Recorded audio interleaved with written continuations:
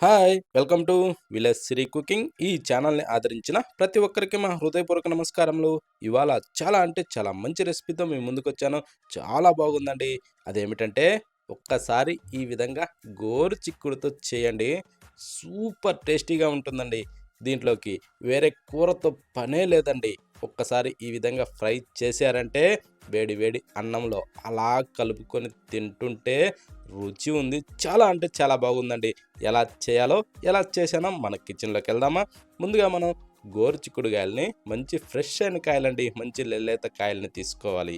తీసుకున్న తర్వాత అది ఎట్లంటే ముదుర్లు కాకుండా మంచి పాకంలో ఉండే కాయలు తీసుకోండి. అప్పుడప్పుడే గింజ ఏర్పడే కాయలు. ఓకేనా? అలాంటి కాయలతోని మనం ఫ్రై చేసుకోవాలి గానీ, నోట్లో పెట్టుకోగానే అలాగే కరిగిపోతాయండి. అంత బాగుంటుంది. అందుకోసమనేసే ఆ టైప్‌లో పాకంలో ఉండే కాయలు తీసుకోవాలి. టేస్ట్ చాలా బాగుంటుంది. కానీ ఈ కాయల్ని మాత్రం ఇలా తుంచేటప్పుడు ఆ పై భాగంలో ఉన్న కాస్త ఆ పీసుని ఇలా తీసేయాలండి. ఈ విధంగా మనం ఆ పీసుని తీస్తూ ఒలిచామంటే తినేటప్పుడు చాలా అంటే చాలా బాగుంటుంది. నోట్లోకి పీసు రాకుండా సూపర్‌గా మనం తినేటప్పుడు అట్టే కరిగిపోతాయండి. ఆ విధంగా మనం వీటిని ఒలుచుకోవాలి. ఈ విధంగా ఒలిసిన వాటన్నింటిని తీసి ఒక ప్లేట్‌లో అయితే వేసుకోవాలి. కానీ ఇవి ఒలిసే ముందుగానే శుభ్రంగా కడుక్కోవాలండి.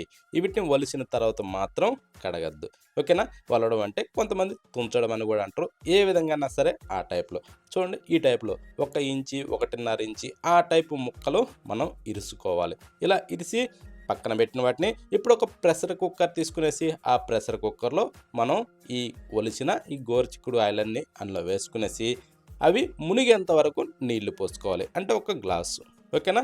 ఆ తర్వాత కొద్దిగా సాల్ట్ వేసుకుందాం. వేశాక 1 టేబుల్ స్పూన్ వరకు ఆయిల్ వేసుకోవాలండి. ఎందుకంటే ఎక్కువ శాతం పొంగు రాకుండా సూపర్‌గా ఉడికిపోతాయి. ఇప్పుడు మూత పెట్టేసేయాలండి. అంటే విజిల్స్ రావటానికి మనకి రబ్బరు అవన్నీ చూసుకునేసి పెట్టి ఇప్పుడు స్టవ్ మీద దాన్ని పెట్టేసుకుందాం. పెట్టిన తర్వాత ఒక 2 విజిల్స్ అయితే రానిచ్చుకోవాలి.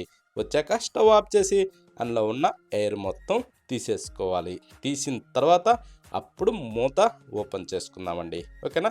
ఎవరైనా సరే మర్చిపోయి కూడా ఆ టైప్‌లో చేయొద్దు. మొత్తం అందులో ఉన్న గాలి మొత్తం తీసిన తర్వాతనే మూత తీసి ఒక్కసారి ఎలా ఉడికిందో చూసుకుందాం. చూడండి ఎలా ఉడికిందంటే సూపర్‌గా అండి. అలా అనంగానే ఇలా నలిగిపోతాయి. ఓకేనా?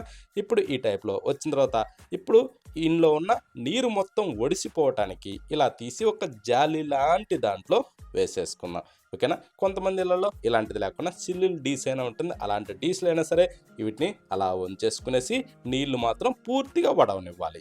ఓకే. ఇప్పుడు అవి పక్కన పెట్టి ఒక మిక్సీ జార్ తీసుకునేసి అందులో దాదాపు 10 వరకు ఎండుమిరపకాయలు, ఒక టేబుల్ స్పూన్ ధనియాలు, సగం టేబుల్ స్పూన్ జీలకర్ర వేసి చిటికెడు సాల్ట్ వేసుకుందాం. అది రుచికి సరిపడా. గ్రైండ్ చేసి ఇలా పొడి అయిన తర్వాత ఇప్పుడు మనం ఏం చేద్దామంటే ఒక వెల్లుల్లి గడ్డని తీసుకోవాలండి. ఓకేనా? వెల్లుల్లి గడ్డని తీసుకునేసి అండ్ దాని మీద ఉన్న పొట్టు తీసే అవసరం లేదు. అవి వేసేసుకునేసి ఇప్పుడు మెత్తగా ఈ టైప్‌లో మనం పొడి కొట్టుకోవాలండి. అంటే మెత్తగా పౌడర్ లెక్క రాదండి. ఇలా కొంచెం బరకగానే వస్తుంది. ఓకేనా? ఇప్పుడు స్టవ్ మీద ఒక ప్యాన్ అయితే పెట్టుకునేసి దాంట్లో ఒక టేబుల్ స్పూన్ ఆయిల్ వేసుకొని కొంచెం వేడెక్కనిచ్చేసి తాలింపు గింజలు వేసుకునేసి ఆ తర్వాత 2 లేదా 3 ఎండుమిరపకాయలని ఇలా ఇరిసి దాంట్లో వేసి కొద్దిగా అలా వేగనిచ్చుకోవాలి. ఇలా వేగిన తర్వాత వెల్లుల్లి రెమ్మల్ని ఇలా ముక్కులు పొడిసి దాంట్లో వేసి కొంచెం వేగనిచ్చుకోవాలి. ఆ తర్వాత ఒక 4 రెమ్మలు కరివేపాకు దూసి దాంట్లో వేసుకోవాలి. దాన్ని కూడా కాస్త చిటపట్లాడనిచ్చి ఆ తర్వాత ఇందాక మనం ఉడకబెట్టిన ఈ గోరుచిక్కుడుకాయ ముక్కల్ని దాంట్లో వేసేసుకుందాం. ఈ గోరుచిక్కుడుకాయలకైతే పూర్తిగా నీళ్లు వడవనిచ్చి అప్పుడు మనం దీంట్లో వేసేసుకోవాలి. వేసిన తర్వాత ఇంకా ఆ చిక్కుడుకాయ ముక్క లోపల ఉన్న ఆ నీరు ఏదైతే కొంచెం ఉన్నదో ఇప్పుడు కాస్త ఒక 2 నిమిషాల పాటు ఇలా వేగనిచ్చి ఆ తర్వాత మనం గ్రైండ్ చేసిన ఆ పొడిని దాంట్లో వేసేసుకుందాం. ఓకేనా? ఒక 2, 3 నిమిషాల పాటు అది వేగేసరికి దాని లోపల ఉన్న ఆ నీరు శాతం కూడా పూర్తిగా పీల్చేసుకుంటుందండి. ఆ తర్వాతనే ఈ పొడి వేసుకునేసి ఇప్పుడు మంట చిన్నగా పెట్టుకునేసి అంటే మీడియం లేదా లోలో అడ్జస్ట్ చేసి ఆ స్టవ్‌ని ఆ విధంగా వెలిగించుకునేసి ఆ టైప్‌లో దీన్ని బాగా ఫ్రై చేసుకోవాలి. మంట మాత్రం హైలో పెట్టకూడదు. మీడియం లేదా లోలో అడ్జస్ట్ చేసుకునేసి ఈ టైప్ వచ్చేంత వరకు బాగా వేగనిచ్చుకోవాలి. ఇప్పుడు ఈ ముక్కను ఒక్కసారి నోట్లో పెట్టుకొని చూడండి. అలా అనంగానే కరిగిపోద్దండి. అంత బాగుంది. ఇక వేరే కూరతో పనే లేదండి. ఇలా తయారు చేయాలే గానీ వేడి వేడి అన్నంలో ఒక్క గంటి అలా దబ్బల వేసుకునేసి మనం ఒక్కసారి కలుపుకొని తింటుంటే ఉంది. ఎంత బాగుందంటే అంత బాగుందండి. చాలా అంటే చాలా బాగుంది. ఈ విధంగా గోరుచిక్కుడుగాయతో పొడి దెబ్బ చేసుకొని తిని చూడండి. టేస్ట్ మాత్రం అద్భుతమండి. ప్రతి ఒక్కరూ ట్రై చేయండి.